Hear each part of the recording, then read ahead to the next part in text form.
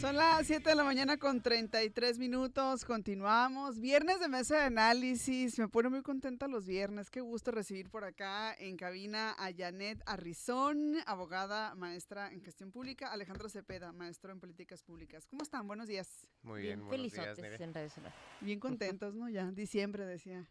Aparte, sí, y fríito, lo que dure en el día. La gente que nos escuche y que es joven, luego van a hacer esos comentarios de qué rápido se fue el año. Me sentí un poco excluida de la juventud. Porque literal así ocurre, ¿no? O sea, es tanto el trabajo, yo creo, y no sé, tanta veces la carga y se nos va rapidísimo. No nos damos cuenta y ya estamos del otro lado, ¿no? Sí. Muy bien. Que vamos a hablar de eso justamente, de temas que tienen que ver con el ámbito laboral, uno de los temas más importantes que se han manejado pues en estos días tienen que ver con dos aspectos. Uno es justo el de la jornada laboral, la reducción pues gradual que se va a dar de la jornada laboral y que pasará, o el objetivo es que sea de 40 horas a la semana, y el aumento al salario mínimo para el 2026, que ya también es un tema del que se ha hablado, un incremento por ahí, si mal no recuerdo, del 13% y del 5% para la frontera norte.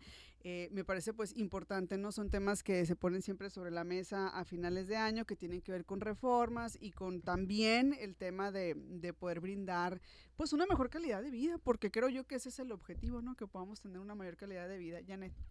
Sí, adelante. de hecho creo que esa frase de que no debiéramos de trabajar, de vivir para trabajar, sino trabajar para vivir, pues es la esencia de este tipo de reformas. Creo que es impostergable avanzar en una agenda de derechos para las personas trabajadoras. Hay agendas pendientes, es el tema del salario digno, no solo como mínimo, sino de un salario que permita una vida digna. El uso del tiempo que pasamos en los traslados, el tiempo efectivo que estamos durante nuestros trabajos. También está el tema de vivir no acoso laboral, los espacios libres de violencia dentro de los empleos, que eso todavía no lo hemos, a pesar de que hace mucho tiempo que se legisló, no lo hemos materializado. Entonces yo creo que uno de los grandes logros de este gobierno o de lo que representa este gobierno ha sido precisamente dignificar el salario mínimo. A partir del 2020 se ha prácticamente duplicado ese ingreso y creo que eso, no creo, estoy convencida y está demostrado en los datos de que ha sido positivo y que es algo importante, ¿no? Yo únicamente creo que necesitamos paralelamente cuidar a la micro y a la mediana empresa, que son la taquería de una familia, que es un abarrote, es una papelería. ¿Cómo impactan este tipo de medidas a ese tipo de negocios? Creo que el gobierno debe de no descuidar esta parte que también es muy importante. Estaba leyendo ayer un dato que en México las MIPYMES constituyen el 90% de las empresas y generan el 52% del PIB en nuestro país. Entonces creo que este sector en particular se puede ver mayormente afectado, entonces debemos de ser cuidadosos que los negocios que son incipientes no se conviertan de regreso a negocios familiares donde ves trabajar a los papás y a todos los hijos porque no tienen la capacidad de contratar a alguien. Entonces creo que solamente seguir avanzando en la agenda de derechos, por supuesto que es importante, es muy relevante, es un gran logro que hay que celebrar, pero no podemos descuidar cómo incentivamos y evitamos que se vayan a la informalidad estos negocios que son pequeños o que son microempresas. Que eso también es bien importante, ¿no? El combate a la informalidad, ¿no? Así es uno de los objetivos también prioritarios. Alejandro. Sí, primero me gustaría hacer una pequeña, un pequeño comentario o precisión sobre el tema del salario mínimo, porque sí siento que hay muchas malconcepciones con relación a lo de la reducción de pobreza y el impacto que tuvieron, por ejemplo, las transferencias sociales o los programas sociales en general hacia la reducción como tal. Hay que decirlo, la evolución del salario mínimo es la causa principal de la reducción de la pobreza en México, ¿no? Es el gran factor. Sí, entonces cuando hablamos de la política social de México, claramente hay grupos etarios en los que se vieron mayormente beneficiados por los programas sociales más allá que por el salario mínimo, por ejemplo los adultos mayores, que obviamente derivado del programa de pensión universal había una reducción bastante drástica en la pobreza entre los adultos mayores. Pero, por ejemplo, en el grupo etario de las personas de 25 a 55 que están en una edad laboral, este aumento al salario mínimo es el principal indicador de la reducción de la pobreza. Entonces creo que es importante no solamente ver el lado, digamos, Pues claro que es muy relevante, ¿no? El tema de la dignificación del trabajador, de tener un salario, pues para poder vivir para poder vivir, ¿no? Así que Con genera, dignidad. ajá, con dignidad. Pero también es importante verlo desde la óptica de la política social, ¿no? Que creo que hubo una convergencia bastante importante entre la política social y entre la política laboral, en este caso, que pudo lograr reducir la pobreza en México.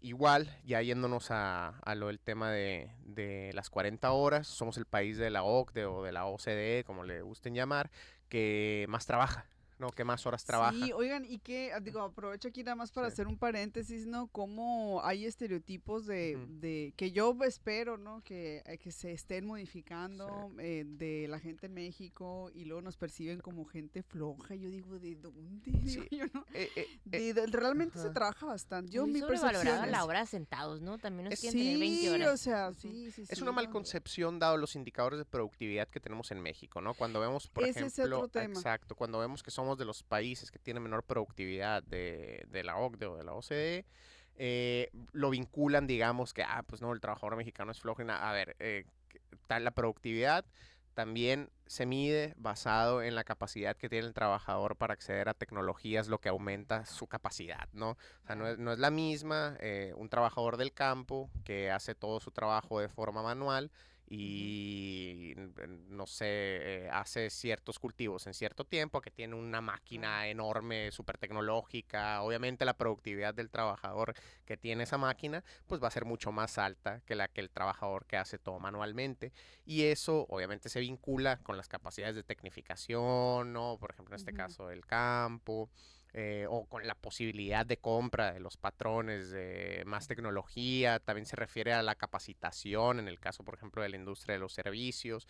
O sea, todo esto que en papel tal vez si podamos decir, bueno, el trabajador mexicano no es productivo, ya yéndonos a la realidad, también se vincula mucho con el acceso a tecnología que tienen los trabajadores en la empresa y su capacidad de poder producir Ujú, más con menos, pues, ¿no? Que eso es al final de cuentas lo ujú. que logra la tecnología. Creo que lo más positivo que vi yo en el tema de las negociaciones para la 40 horas, pues creo que sí hubo una negociación bastante fuerte, es que va a ser gradual, sí, Sí, no, es que el no, año que viene ya vamos a sí. tener, eso sí es Sí, importante. no es que el año que viene ya vamos a ir hacia las 40 horas y creo que esto le da la oportunidad a las pymes y a las medianas empresas de poderse ir ajustando, ¿no? Y a poder ir planeando. Digo, creo que en el caso de que hubiera sido el próximo año, tal vez si las microempresas, ¿no? Y las pequeñas empresas y las medianas empresas se pudieran ver un poco afectados por los ajustes que pudieran tener, pero en este caso, pues tú como empresario, pues te vas Ujú. planeando, ¿no? Año con año los aumentos que vas a tener, o en este caso el decrecimiento de horas que van a tener tus trabajadores. Y al final de cuentas creo que sí hay bueno, no creo, ¿no? Los datos nos han dicho y los estudios nos han dicho que las horas, menores horas, sí tienen una correlatividad con La con la productividad. productividad, ¿no? Es que sí, no Sí. siempre pasar como 10, 12 horas significa que seas más productivo, Claro, ¿no? exactamente. Entonces, creo Sí. que en lo general es muy positivo esta reducción de horas, ganar más derivado del aumento del salario mínimo y trabajar menos, en la teoría, sí, va a generar mayor productividad. Pues no, Ujú. eso es lo que nos ha dicho, digamos, la economía. Pues. Ujú. Oye, ayer yo tenía una entrevista con el presidente de la Comisión de Salarios Mínimos y yo le hacía esta pregunta porque Sonorense a luego, propósito, ¿no? sí, Sí, sí, sí, y yo le hacía la pregunta relacionado con las horas, ¿no? sí, Porque mucha gente luego se pregunta, bueno, si van a hacer menos horas me van a pagar menos, pero creo que por ley no se puede disminuir no, el salario, ujú, ¿no? Eso queda protegido. claro. Entonces, por si hay una inquietud o de pronto se empieza a circular información ahí, no caigan en este tipo de información que no va, pues, y que no Hay algo suma, bien ¿no? importante que ahorita Ajá, no lo había pensado hasta lo que estabas comentando, que es el tiempo de las mujeres. Uno de los impedimentos para que las mujeres estemos en la formalidad son el sí, exceso de horas. Ujú, Y nosotras sabemos, quienes tenemos claro. hijos y hay que recogerlos a mediodía en la escuela, sabemos lo valioso que es el tiempo. Entonces, para nosotras es entra, pega y sal, como en el box. ujú, Haz lo que tienes que hacer y para que sigas con tu siguiente rol. Entonces, creo que este tipo de medidas también tiene un impacto muy positivo en la inclusión de las mujeres en el mercado productivo o el remunerado y pues ojalá que todos lo viéramos con esa responsabilidad y que se deje de sobrevalorar el que tiene mucha disponibilidad. Es una persona que vive en su oficina. Eso no es sano ni para el entorno familiar ni para asumir las responsabilidades que también son de los hombres. Ni entre para el menos entorno horas, laboral, créeme. para nadie, ¿no? Pero sí está muy sobrevalorado Sí. y a veces se le da como si fuera un santo ese que siempre está Hay sentado que en su optimizar escritorio, el ¿no? tiempo, pues, ¿no? Y como dices tú, ir a Claro. lo que vas, pues, ¿no? Y Entra, esas pega y son- sale. Ay, exacto, me gustó esa frase. Así tiene que Sí. ser. Y volvemos a las discusiones de las generaciones, ¿no? Sobre las concepciones que tiene cada quien del trabajo. Ese es otro, ¿no? Sí, sí, sí, ese Sí, es que no otro. están dispuestos a fosilizarle como uno. Así es. Bueno, nos vamos a una pausa, son las 7:43. Ahorita regresamos con más. Estamos en Mesa de Análisis. Nos acompañan Janet Arrizón y Alejandro Cepeda. Sonora Noticias, AM. Volvemos. La diversidad musical la encuentras en Radio Sonora, voz de la cultura popular. Haz de tu evento algo inolvidable. Mariachi y los Caporales de Hermosillo de Mario Guizar. Con la música que realza cualquier ocasión. Contrataciones al 6624-101010. Mariachi y los Caporales de Hermosillo, tradición que se escucha. ¡Hija! Por aquí pasó volando una calandria. Inicia diciembre con la serie Charros contra Naranjeros. Viernes 7:30 con música en vivo al finalizar el partido. Sábado a las 6 trae a tu perro y entra gratis a Bleachers. Lateral numerado 80 pesos. Estudiantes 2x1 mostrando credencial. Y música en vivo al terminar el juego. Domingo a las 5. Sé de los primeros 1000 en llegar al estadio y llévate un Bubblehead coleccionable. No te pierdas la reunión de exjugadores naranjeros por el 80 aniversario. 80 años de ser naranjeros. En el corazón de Sonora, el canto vuelve a latir. Las calles se preparan y Álamos se llena de vida. Las noches se encenderán con Eric y Mía Rubín, Filipa Giordano, Andrés Obregón, Ainhoa Arteta, Rocío Banquels, María Catzaraba, Marta Sánchez y muchos más. Late el canto, vive Álamos. Del 23 al 31 de enero, Festival Alfonso Ortiz Tirado 2026.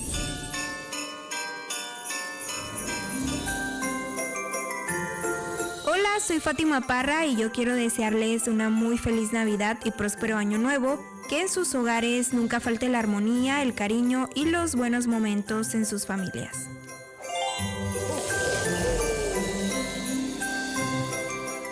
El cauce del río Mayo nutre las raíces Lloreme y Guarijío, 3 pueblos, 2 raíces, un solo espíritu que honra la vida y la tierra, que transforma y se desarrolla firme en sus tradiciones. mientras forja su futuro.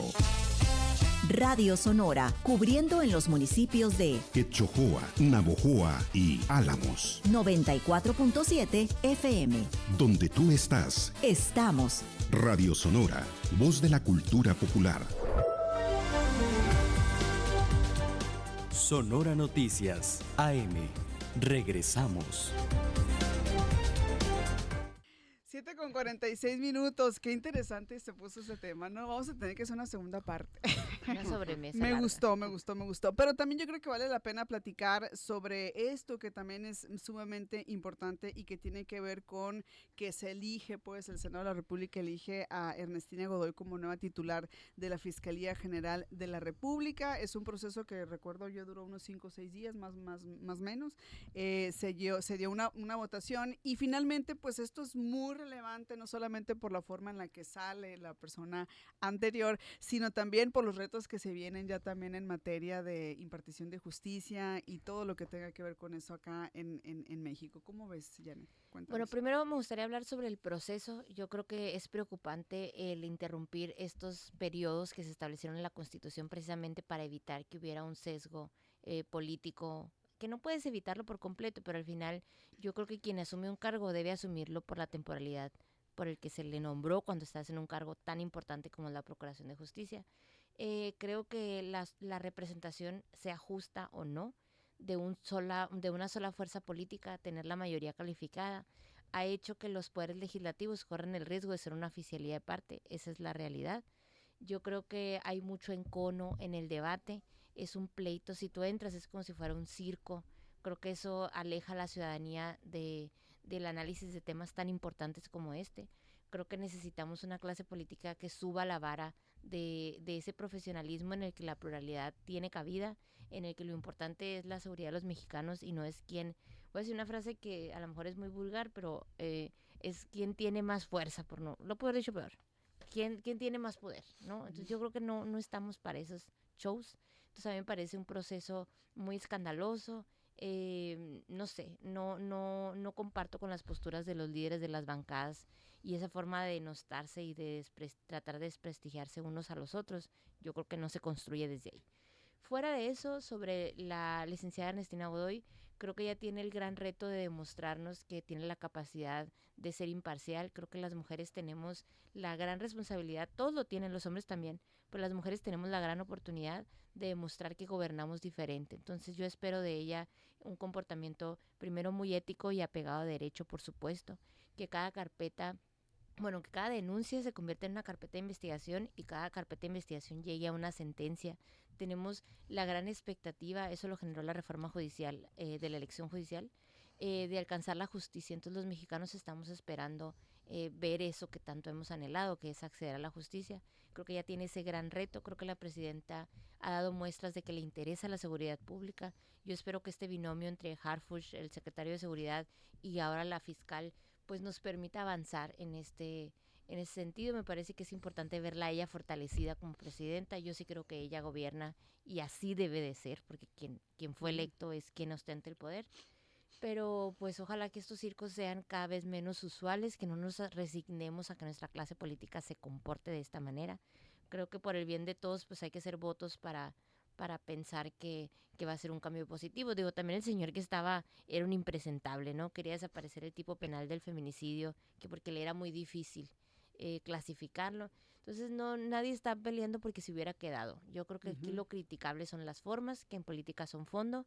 Debemos de bajarle al circo, bajarle a este gritadero entre los líderes políticos y que sean más propositivos y más inclusivos de este México tan plural.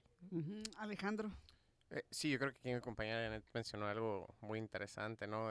Sobre el tema de nadie se peleó por dejarlo. Creo que ahí estamos de acuerdo, ¿no? Sí, ahí creo que un consenso pues bastante grande, no por lo menos yo en lo particular no escuché alguna defensa por parte de alguna bancada sobre esta persona en particular. Ya yéndonos a Ernestina Godoy, sí, ex consejera jurídica, no sería su primera vez en el puesto porque tiene fue una fiscal. Experiencia previa, ¿no? Sí, exacto, fue fiscal de la Ciudad de México, ya igualmente como García Harfuch, como secretario de Seguridad, como la presidenta, como alcaldesa. Y este equipo, hay que decirlo, Ciudad de México, cuando ellos tres estuvieron a cargo tanto de la alcaldía como la Secretaría de Seguridad y Protección Ciudadana y la Fiscalía, lograron un 51% en la reducción de los homicidios de la Ciudad de México, ¿no? La baja más grande en homicidios que se ha tenido en los últimos años en la Ciudad de México. Hay que decirlo, Ciudad de México se encontraba también en primer lugar en reducción de homicidios a través de todas las entidades federativas y la Ciudad de México. Entonces, ya hay, digamos, o ya existe esta capacidad probada de este trinomio, como lo mencionaba aquí mi compañera Janet. ¿Y qué es lo importante de esto? En el tema de seguridad, la coordinación es uno de los recursos más importantes que se tienen y también es uno de los elementos más claros para que una política de seguridad funcione, ¿no? Por ejemplo, en el caso de que no exista una coordinación, podemos tener buenas policías, ¿sí? Pero si estas buenas policías no logran detenciones, por ejemplo, que sean calificadas como legales, ¿sí? Pues fiscalías no pueden hacer mucho que digamos, pues, ¿no? Entonces, creo que es importante que las fiscalías y la Secretaría de Seguridad Pública y los elementos y las instituciones estén de acuerdo para lograr esta coordinación de la que tanto se habla, ¿no? En materia de seguridad. Realmente ser, digamos, secretario de Seguridad y fiscal en ocasiones genera conflictos, ¿no? Entre ellos porque al final de cuentas son dos corporaciones policíacas, que son las agencias ministeriales y que son las policías estatales, que muchas veces cuentan con las mismas cuentan con algunas competencias concurrentes, ambos persiguen delitos, ¿no? de diferente forma, obviamente, ¿no? Unos son investigadores en materia del delito y otros son primeros respondientes, ¿no? Pero al final de cuentas sí tienen competencias concurrentes, entonces muchas veces sí hay cierto escozor entre... fricciones. Sí, o fricciones, ajá, entre las corporaciones y las instituciones, y creo que en este caso, pues el hecho de que ya hayan sido... ya hayan trabajado en este caso como Secretaría de Seguridad y como Fiscalía y hayan tenido esos resultados, pues nos augura que se van a tener unos buenos resultados aquí, más de los que ya se están teniendo, porque también hay que decirlo, la política de seguridad ha estado funcionando hasta el momento. Hemos tenido una reducción en homicidios también bastante considerable y pues espero que sea una fiscalía bastante abierta, ¿no? Obviamente dentro de su campo de acción, porque pues las fiscalías tienen que mantener su secrecía en las investigaciones, ¿no? Pero creo que Ernestina Godoy sí la caracteriza por ser, digamos, una fiscal transparente dentro de lo que cabe, ¿no? Que se puede ser como fiscal. Sí. Gente, que me llama la atención aquí varias cosas. Ahorita que mencionaban el tema de las elecciones del Poder Judicial, cuando estábamos haciendo por acá entrevistas a las personas aspirantes, muchas de estas personas coincidían ya con la experiencia que tienen, pues, trabajando en el ámbito, que era muy importante justo reforzar a las fiscalías, ¿no? Que no dejemos de voltear a ver lo que se hace ahí, que hay mucho trabajo por hacer en las fiscalías. Y una de las declaraciones que hacía también, y otra de las cosas que me llama mucho la atención, ¿no? Inmediatamente Ernestina, de sus primeras declaraciones es: no habrá persecución, ¿no? Entonces eso también creo que es importante. Sí, al final de cuentas los jueces y las jueces solamente trabajan con las imputaciones y con las carpetas de investigación que se arman por las fiscalías, ¿no? Entonces, obviamente, si hay imputaciones que son irregulares, si hay carpetas de investigación que están mal integradas, pues los jueces también no pueden hacer mucho porque se tienen que ceñir a lo que encuentran en la carpeta de investigación. Entonces, obviamente, va a ser muy importante reforzar a todos estos servidores y servidoras públicos de las fiscalías. Creo que sí hay, digamos, un reto bastante importante, ¿no? Para profesionalizar también a las fiscalías, no solamente en la federación, sino también en todos los estados, ¿no? Que igual creo que es donde más se carece, digamos, de las eso. entidades federativas, claro, sin duda. Y además alguna, se padece. Sí, se padece, ¿no? Así, eso es verdad, es la percepción. Sí, porque llega uno a denunciar y parece que se sienta en el banquillo de la acusada, ¿no? Que mejor se va y no denuncia, pues. Es horrible, horrible. O sea, estar enfrente del Ministerio Público, yo creo que es de las experiencias más dolorosas que existen y más amenazantes, intimidantes, revictimizantes. O sea, de verdad que les falta un poquito de sangre en el ojo. No, yo veo muy positivo que sea una persona que ya tuvo como decía, nada más resaltando un poco lo que decía Alejandro ahorita, que tenga una experiencia previa, ¿no? No se le va a poder cuestionar que no sabe lo que está haciendo, que no tiene, porque creo que el conocimiento y la experiencia está ahí, y los resultados también, ¿no? Ojalá que esos resultados se puedan trasladar a otras entidades del país y que permeen en el resto, pues. Sí, ya fue fiscal de 20 millones de personas, ¿no? Que tanto es tantito, sí, otras pues 100 bastante, más. Bastante. Muy bien, pues así cerramos entonces, ya vamos cerrando la mesa de análisis, son muchos temas, la próxima semana por acá estaremos, yo espero, no sé si van a agarrar vacaciones, pero pues acá. Está todavía. Ah, bueno, pues está bien. Habrá mesa de análisis la próxima semana, aquí ya está el compromiso. Muchísimas gracias a Yaneda, Alejandro, por habernos acompañado como siempre. Gracias. Que tengan un excelente fin de semana. Con esto nos vamos a mensajes, en breve regresamos con más. Sonora Noticias, AM. Volvemos.